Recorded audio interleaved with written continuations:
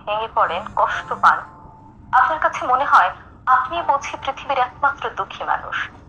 স্রষ্টা আপনাকে এই সকল দুঃখ দিয়ে পৃথিবীতে পাঠিয়েছে।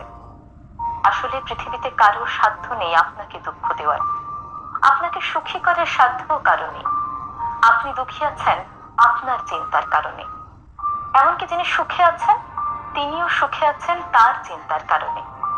আসলে আমাদের চারপাশে ঘটে যাওয়া ঘটনাগুলোকে কে কিভাবে দেখছে সেটি নির্ধারণ করে আপনার অনুভূতিতে সুখ থাকবে নাকি দুঃখ থাকবে। আচ্ছা, একবার ভেবে বলুন তো, আপনি নিজে নিজেকে সম্মান করেন? কেউ যখন আপনাকে এসে বলে এই কাজ তোমাকে দিয়ে হবে না, আপনি তখন সেটাই বিশ্বাস করে নেন।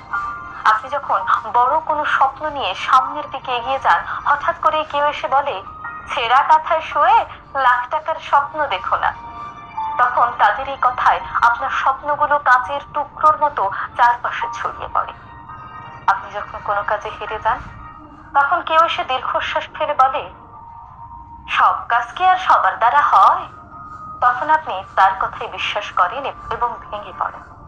আপনি তো নিজে নিজেকে, নিজের স্বপ্নগুলোকে গুরুত্ব দিচ্ছেন না। আপনাকে তো পরিচালিত করছে ওই নেগেটিভ মানুষগুলো। অথচ আপনার জীবন কেমন হবে সেটা নির্ভর করছে আপনার সিদ্ধান্তের উপর। হেরে গিয়েও যারা জিতে যেতে চায়, বারবার পড়ে গিয়েও যারা উঠে দাঁড়াতে চায়, তারা ঠিকই দৌড়ায়। আপনি নিজে হার মানলেই কেবল হেরে যাবেন, নয়তো এই পৃথিবীর কারো সাধ্য নেই আপনাকে হারানো।